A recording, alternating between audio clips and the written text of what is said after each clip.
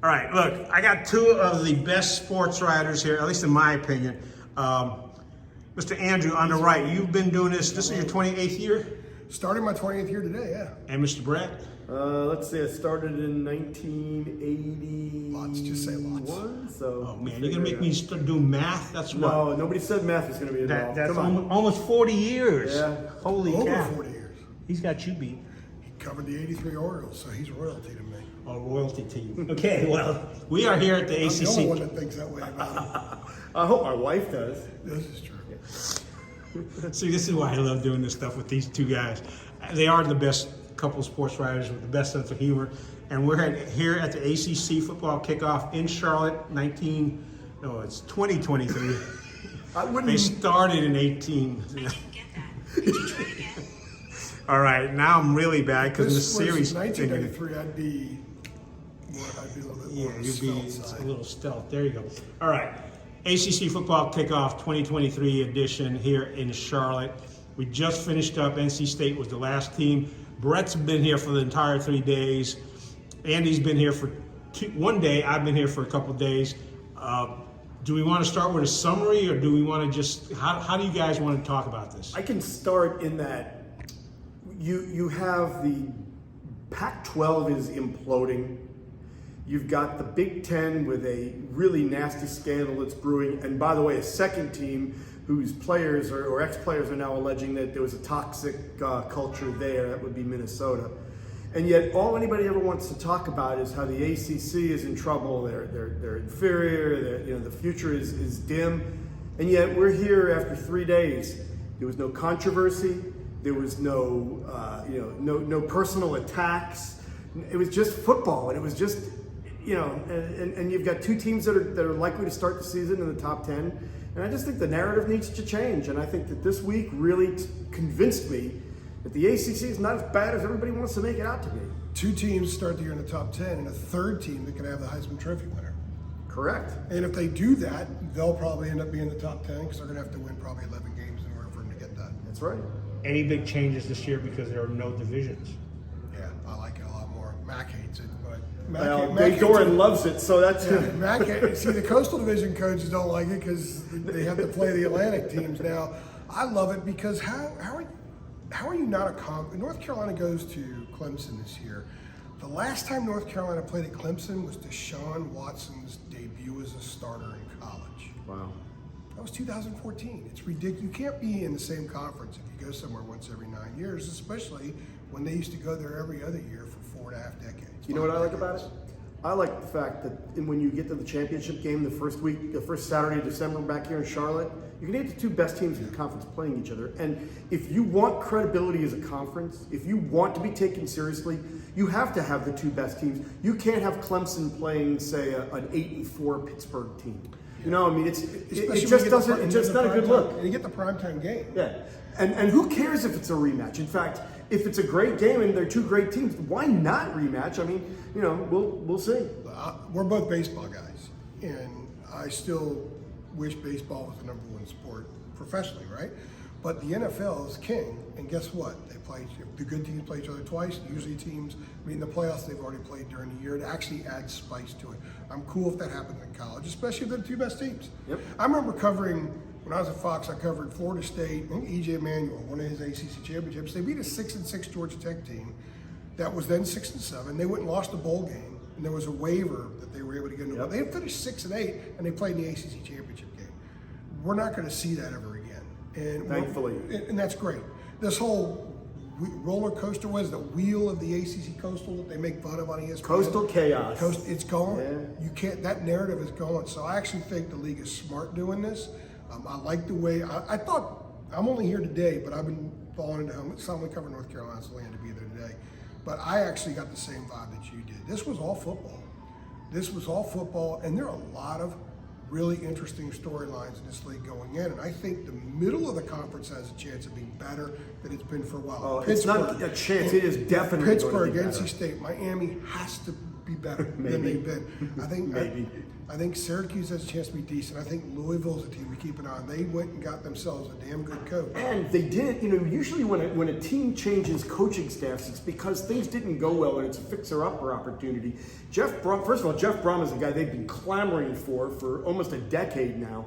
And he has taken over a program that had a winning record last year, won its bowl game, and has a really good defense. I mean, I think they led the nation in sacks last year. Well, and it's interesting because that's a tough place to recruit to. I've been there, and that's not a nice stadium. At Pittsburgh. Purdue. Oh, Purdue, I'm sorry. I've been to Purdue. It's not a nice stadium. It's a terrible place to live. I don't know why anybody wants to spend more than 5 minutes. Oh, great. Now we're going to get It hate is. letters. I was there for Yeah, the from NCAA the tournament. three people that live in West Lafayette, come on. I know. Well, I pulled up to. I went as soon as I got there a couple of years ago for the NCAA tournament. During the COVID year, I went over there, and they're actually having spring practice. The facilities are terrible. I walked in the stadium; it's not that nice. And I'm not. My brother went to Indiana, so I guess I can give props for that. The Purdue people will understand that. I actually don't really care about Indiana either, for the record. But Let's just blow off 2 states. I know. Just blow off. This state's gone. I do like the state of Indiana, actually. Anyway. India's a fun place. Hey, We've been there for the Final Four. Basketball several times. basketball games at IU are awesome. Anyway, my point is Back to football. Louisville's facilities annihilate Purdue's facilities. Right. And I think Scott Satterfield, who's part of this equation, did Louisville a favor by getting out in front of the kibosh because he was going to get fired if it didn't. By another year. Start that clock over, baby. Start the clock over, and I think Brohm was a terrific hire, and he's going to be there. He's going to sink his feet in. He's going to be. He didn't just play at Louisville. He's from Louisville. I mean, he's invested in it. And actually, if you check out SaturdayRoad.com on Saturday, this coming Saturday, I've got a story about Mario Cristobal, Jeff Brohm, and Brent Key all coaching at their alma maters, and they sat down together and talked about the challenges that are involved and what it's like in the risk reward of coming back. So Wait a minute. When you say they sat down together, was this the first no, day? at Amelia Island when they had okay. the league meetings, and I've spoken to all 3 of them about it. So yeah.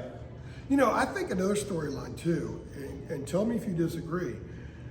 Usually we come here every year, and there's several teams that you just know are going to stink. Who's going to stink in this? Virginia Well, Tech, probably Boston College. Hold on. Okay, well, but I think Boston College has got a pretty good coach, but I think BC is completely different as an athletic department now than it was 25 years ago. Yes. It used to be good Yes. stuff. The way They haven't recovered. It's the curse of Al Skinner. God, what a dumb move that was. But college athletics have gone in a direction that just doesn't work at BC as much, and I think BC is paying the price for that. You say Virginia, and I agree with you. I think Virginia made it because of what happened. They couldn't do the 1-year fire thing, although I think it would have been justified, to be perfectly honest with you. I think they're going to be bad. I don't know about Virginia Tech. Virginia Tech lost a lot of close games last year. If they can move the ball some, That's the they question, have a chance because they to got at the least same quarterback. be. They have a chance to at least be a. Well, they have 2 quarterbacks. They have a young kid, an athletic We'll see. kid. They have a chance to be a bowl team. I wonder what Georgia Tech's going to be. I thought that Brent Key had them kind of playing some organized football. See, I like Georgia Tech's where they're going. Now I don't know what their record's going to be. He's such a different guy than what he inherited from, because there was too much pomp. I'll give too much you of an that example. ATL crap before. That never works. I'll give you an example.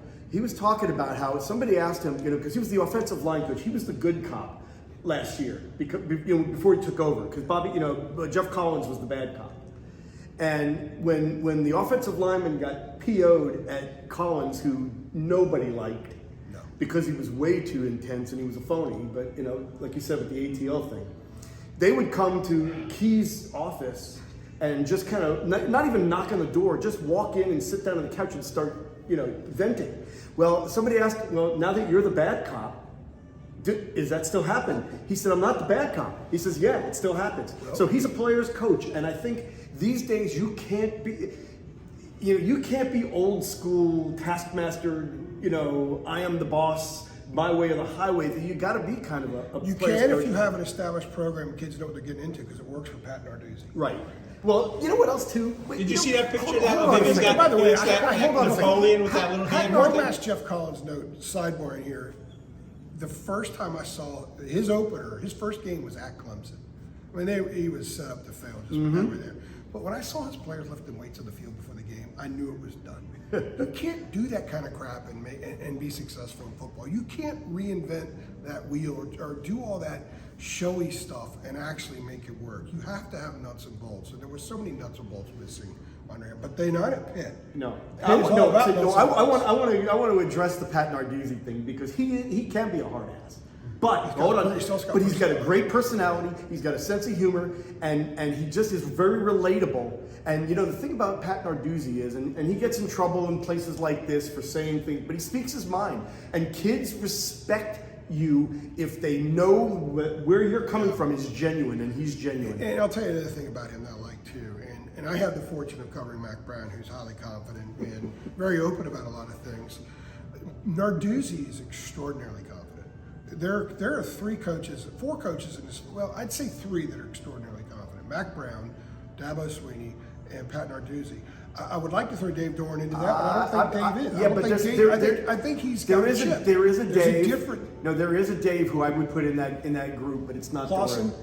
Yeah, I would count. He's very Clausen quietly, there. very understatedly confident. Yeah, you I'll just put kind him of there. get the feel of that vibe from him that he's in charge. He knows what he's doing, and he doesn't have to raise his He's voice. also at a place where he fits because Yes. Pitt is so big. And that's why he's there for Pitt- 10 years, in because he's had college- opportunities to move other places. He actually mentioned that in the breakout Yeah. sessions, and he's like, no, I'm a good fit here in this community and at the school doing what I'm doing. There were some schools in the Big Ten, I imagine, at least had people reach out to his people. Because you'd be stupid not to. But you know what? Just because it works at Wake, I don't subscribe to that line of thinking, God, look what he does at Wake. Imagine what he can do here. He's a fit at Wake. Maybe he's not a fit there. In college football, it's all about having the right coach who fits. LSU had 7 losing seasons in the 90s. Look at Alabama before Saban. Look at Texas for 18 years before Mac. And Texas is look at back, man. since Texas Mac. is back. That's what I hear. I also hear that Miami's got the swag back, too. Can you imagine? What's the scoop on Miami since we're going off Well, tangent? my point is that if you have the right, and I cover a program which fans are constantly, can you win a national title in North Carolina? Yeah, you can. If you have the right coach and he's in there and he's got the culture and sinks his teeth in for a while, you can win it at a lot of places with the right coach. But a lot of these schools, if they don't have the right coach, you know it quickly. And I think the one good thing about college football now, as opposed to before, they used to be married to the idea we had to give a coach 5 years, even if you knew he sucked and it wasn't going to work. I'm okay with firing a coach. If I hire someone on my staff and 6 months later their writing is crap, their reporting is crap, and I know that they're crap, I can fire them. Why can't you fire a coach after 6 months if you know it's not working? Because he's got a contract and you have to pay a big Well, buyout. I think that has to change too. Yeah, do you have buyouts with your employees? Hell no. All right, and by the way, I give him a good reference. I give him a good reference. Brett mentioned Saturday Road, your website, and your TarHeelIllustrated.com. and you've grown a bunch too, haven't yeah. you? Oh, yeah. You're like been kicking butt. Oh, yeah. Can I say kicking butt? Yes, I can. I just said hard ass, so I guess Okay. you probably can. So I got a question for you. Okay, that's good. How long does Matt continue to do this? Now, I know he's very young, 70-ish. He'll be 72 in the And he's a very optimistic, energetic kind of guy who just gets off on being around He's kids. lost some weight too, hasn't he? But, and I know that a guy like Larinaga at Miami in basketball just signed a 3-year contract extension at 73 years old, so it's possible. But how long does he want to do this? Say they win 11 games, Drake May wins the Heisman Trophy. Does he walk away and say, I'm going out on top? No, I don't think Mac views the world that way. Yeah, you're probably right. He doesn't view the world that way. He came back because when he says, Sally and I needed a team, that's totally genuine. He needed a team. This is who he is. This is what he does. This is what makes him happy. When you say he said Sally and him, is that to keep the marriage going? or No, just- those two are as much of a team as I've ever seen. You know who they remind me of? They remind me of Mike and Mickey.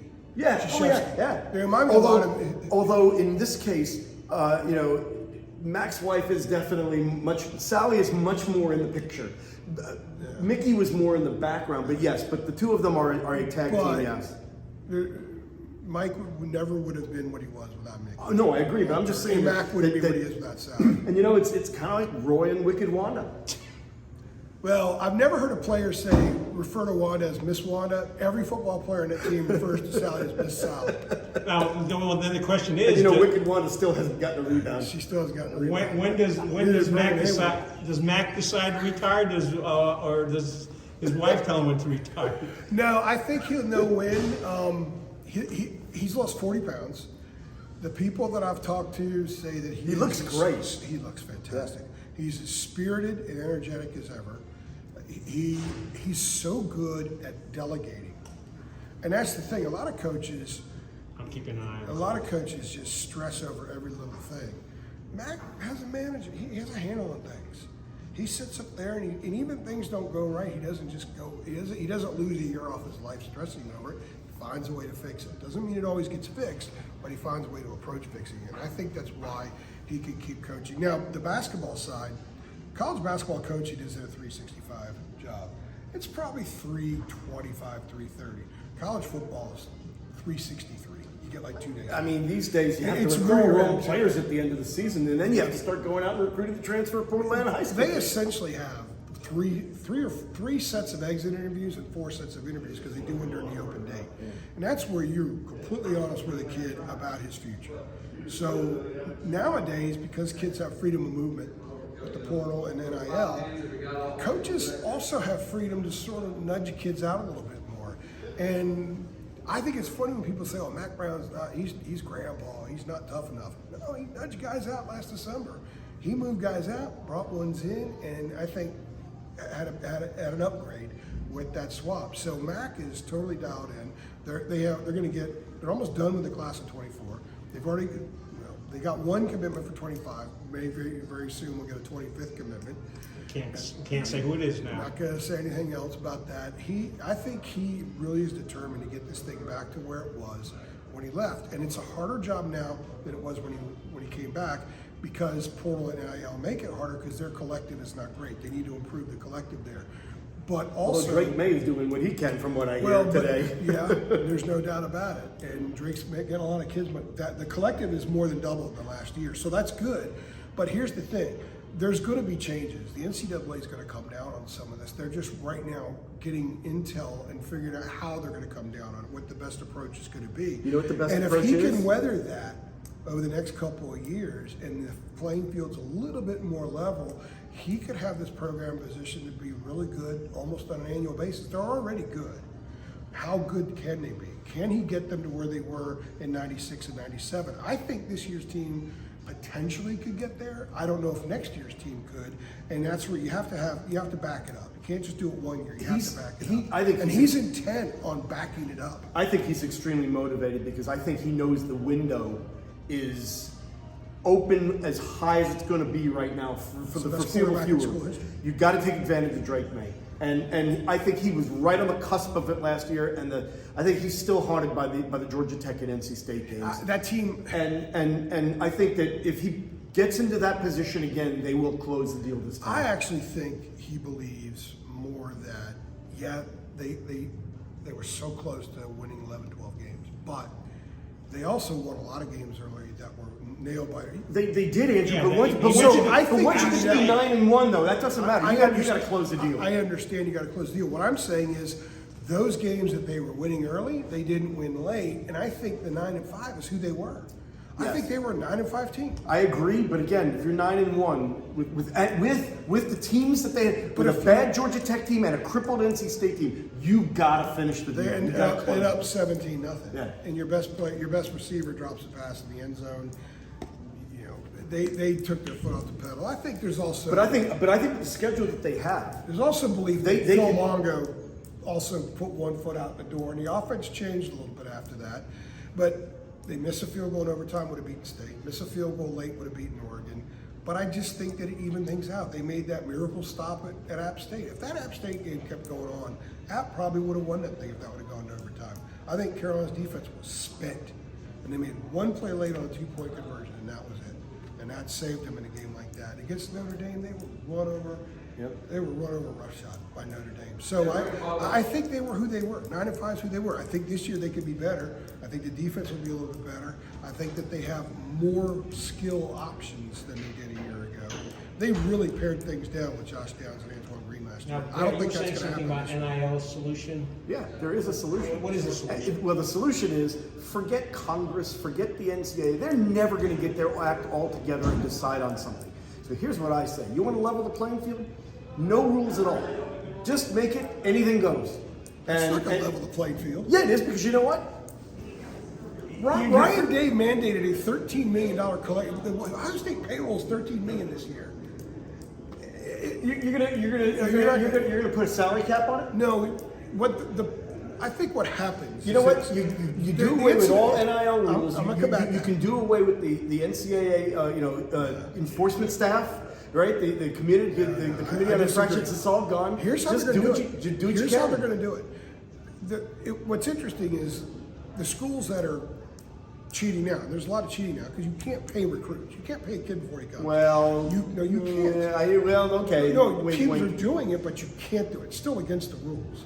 You can't guarantee So in other words, a kid. when LSU does it, then they're going to put East Tennessee State on probation. Let me get to this because I've had some really interesting. He's on a roll. Let him go. I've had some very interesting conversations with people who know about this. Okay, so if you guarantee a kid X number of dollars in the recruitment, that's a violation. You can't do that. What you can say is, well, you're a wide receiver. Here's what our wide receivers make. You could tell them that, but you can't guarantee them anything. You can't. Or you do what they do in Miami and they say, happen? here's the guy from Life Wallet, go talk to him. Okay, but that's. And then he gives you the dollar figure. But they can't even do that. So Well, that's the NCAA has gone around visiting campuses for the last 6 months since Charlie Baker took over. They're just compiling boatloads of intel. So what are they going to do with that intel? They're going to try to use it to figure out a way to combat this, to sort of counter it a little bit. They can't go after the schools because the schools that are now sort of cheating out front because they can, well, they already mastered cheating when they couldn't cheat out front before. So they're not going to be able to get them because everything's third, fourth, fifth party. What they're going to do is they're going to go after the kids. They're going to go, if you can, in 2 years, if there's a 5-star who is an absolute near lock for the NFL, if suddenly he's deemed ineligible because he took $250,000 to go to X school, and he has no place to go because there is no minor league football like there is baseball, and his football career is over, and then they get another kid, kids are going to stop taking You him. want to know why this is a totally moot point? Because in 2 years, athletes are going to be considered employees. But and you still schools are can't gonna have to- entice them. And they're going to have to pay them. But you so can't. all that's going to be That's out the after window. they get there, Brett. That's after they arrive and sign the paperwork and arrive on campus. That's different. Because when a kid shows up on a college campus now, if you're going by the book, he shows up. He's already signed his papers, and you point him in the direction of your heels for life, of your collective, and then he goes ahead and signs a contract with the collective. They could do that now, but you can't do that or discuss that before they arrive. If you do it before they arrive, that's a violation. So that's how they're going to get these kids. It's a very fluid situation, and it is. I would say, and you use the 2 year window. It is going to look extremely different than it does now in 2 years. Yeah, and I'm not sure they're going to be employees. Because They will eventually. It's just a matter of time. I think it's going to go the way of revenue sharing. And why do you think Revenue sharing Why means do you you're think? not Why do you think that revenue right now and the big gap between the SEC and the Big Ten is what it's such a big deal? It's not a big deal right now from a competitive standpoint because I think that you can win and you can compete with what the ACC is bringing in a lot of money. But I think the big difference is that when they do become employees, and I'm telling you, they're going to eventually. I think it's then gonna be revenue then the conferences with the biggest war chest will then be able to afford the better athletes. Here's where the TV revenue money helps the schools with paying players the most. If every year schools are renovating, you go over to every football facility in the country, they're building every year, right? If you're making $85 million in TV money, you take that money and you do your renovations. You don't have to ask boosters for that money. Instead, you ask the boosters for money in the collective that goes to NIL. So let's say you get $15 million a year and you need $12 million for your facility upgrade every year. That leaves you with $3 million that you can ask for boosters that they're going to have left over to give you for the collective. If that $12 million, and I'm just throwing these numbers out for the sake of discussion, if that's covered by TV money, your boosters are giving you the 15. That all goes into the collective. That changes how you can get guys out of the portal. That changes the fact that you can recruit kids to your school because you're saying our wide receivers are all making 160 grand each instead of saying they're all making 40 grand each because there's more money there. That's where the TV revenue really is going to help the SEC and help the Big Ten, and is not going to help the ACC because they're going to be scraping, they're going to be penny pinching, try to figure out what upgrade needs to be done and how much needs to go to the collective. All right, we're going to move off of NIL because Brett's only. I got to got catch a 10 train. minutes. Right. So let's do this. Brett wrote an article, column 2 or 3 days ago concerning the would you call it, it's not a thunderstorm, but a cloud over the ACC commissioner. You want to touch on that? Yeah, he was the athletic director at Northwestern when a lot of the hazing things were going on. And there's some allegations that are coming out that are very disturbing. And he has been named in 3 lawsuits to this point, and I would imagine it may end up being more. He says that he has had he has nothing to do with the allegations, and that he has never done anything to put kids in harm's way. And I take the man at his word. I honestly believe that it's the case. The problem you see with that answer is... The problem is that it speaks to his leadership either way. It's an indictment either way that he was in charge of the whole thing. This was going on his watch, and he didn't know what was going on or had no inkling of it. That's not a good way to run your department, because any good manager has got eyes and ears everywhere and knows what's going on in his department. And the ACC needs a leader who's in charge. It needs a leader who's forceful. It needs a leader who knows what's going on. And I don't think that he's proven that in any way, shape, or form. What are you hearing on that? Yeah, well, I'm right there with him, because even if he doesn't have to be in the locker room and see what's going on to know what's going on, he has to have lines of communication open into every program to find out what's really going on. That's what a great leader does in any organization. The guy who runs I the guarantee company you, down the Bubba street, Cunningham knows what everything is going the on. guy that's running a company down the street can't just sit there and have no idea what the people on the assembly line are dealing with. Yeah. He has to have moles down there too. We'll call them moles for the sake of discussion. So I agree with Brett. I did a radio spot a little while ago, and I know it's kind of early in the process to say this, but it's kind of hard to imagine him surviving.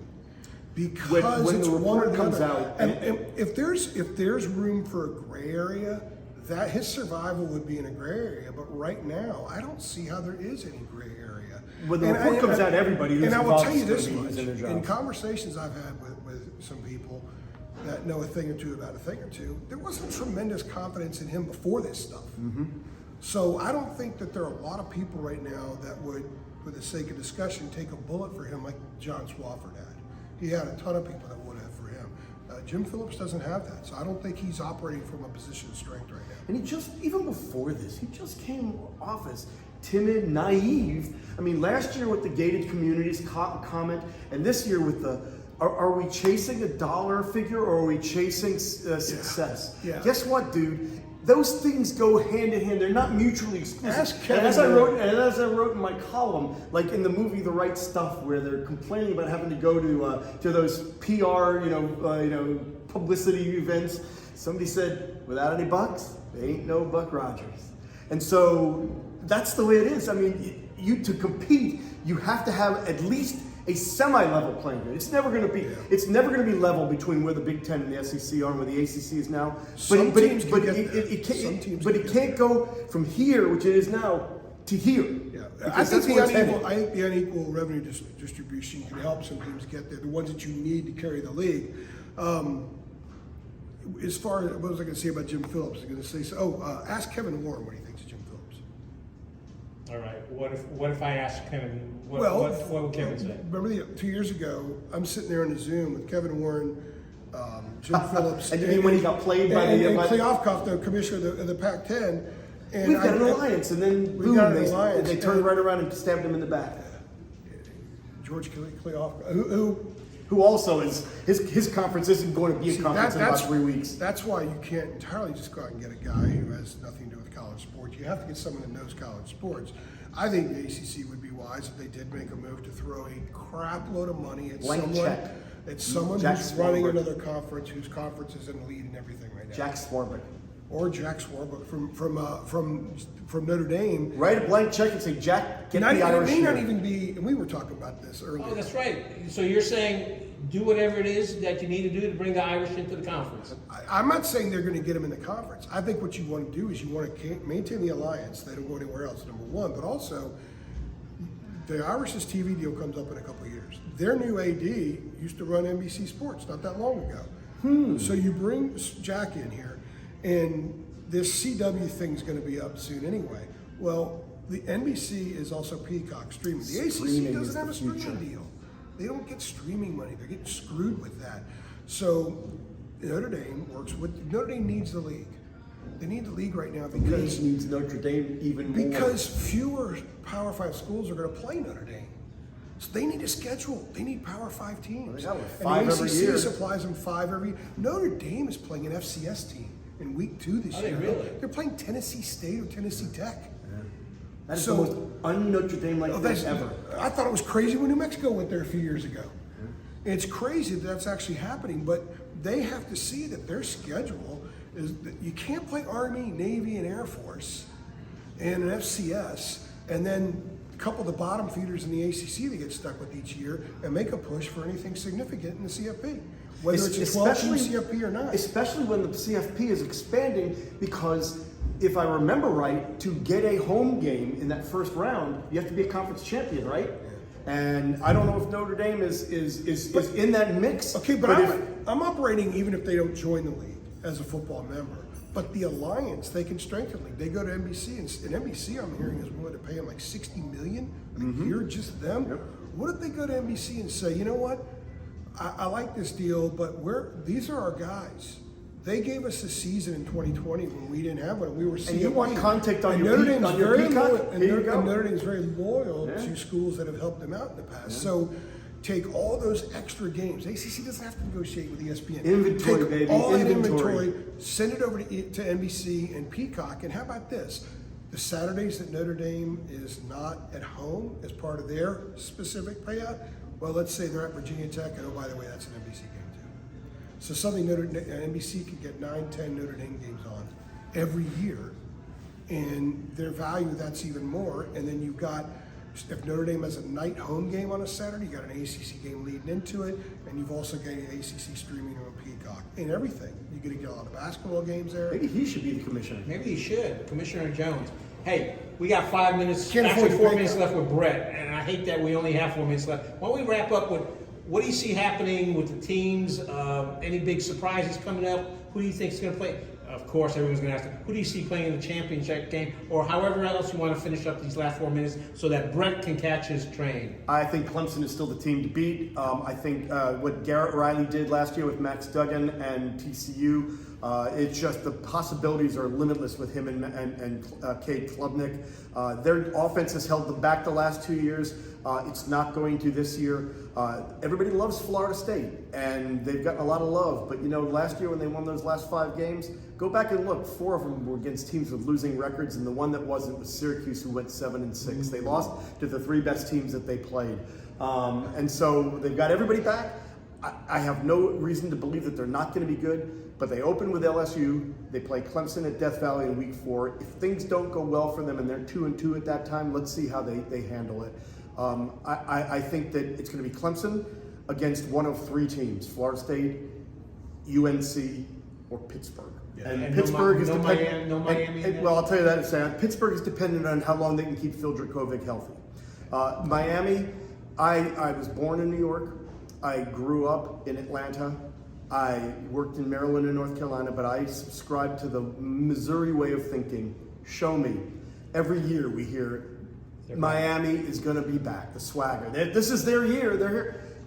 Until they show me otherwise, I have zero faith in There them. may be some players on ACC teams that are... And the other thing, too, about it is they've got 1 million grad transfers that they brought in. And if it doesn't go well early, you know, let's see how they handle it. Because I don't know that there's a whole lot of chemistry I'm with there. you. I think Florida State's going to get there under Norvell. I just think that such a too meteoric a rise people are expecting. They weren't very good even 2 years ago. I like Jordan Travis. I don't think Jordan Travis is the Heisman candidate. A lot of people think they're sort of overblowing him. Well, I think he's a really good player. I don't think And the I love his system. I players. don't think their system lends itself because they're going to run the ball. I think they're really good, but I don't think they're win the ACC good. I think it's Clemson, and I still think that divide is there. And I agree think so with you. too. I agree. So who are two or three other teams? that I make think the those? 3 he said. Louisville's getting a lot of love because of their conference schedule. But they got some tough outside games. And they're still kind of new, and everything's kind of come together. And, Yeah, they haven't been very good. I mean, they'll be good. They'll be bowl okay, Yeah, but they're not they'll going to be good. championship good. I think it's Carolina, FSU, or Pittsburgh. I like Pittsburgh. I like Narduzzi. I like the way they play. You know, they cross their T's and they dot their I's, and those kinds of teams can sustain. And the a one season. thing that held them back last year, they went out and got. Like I said, if Dracovic stays Crappy healthy, their quarterback situation was there. And that's the thing about Clemson. Clemson's dip occurred when they had no quarterback. I think the biggest thing about DJ was he had that huge game at Notre Dame when they lost a couple years ago, and that just set the bar so high he could never live up to it. He was trying to. And he's also he'll probably have a good year at Oregon State. He also had a terrible offensive system, which is why Dabo got rid of Streeter after and I 1 think year. Dabo was smart holding off on putting Cade in there so quickly. I think they're in great shape. I think they're really good. I think they're a CFP team.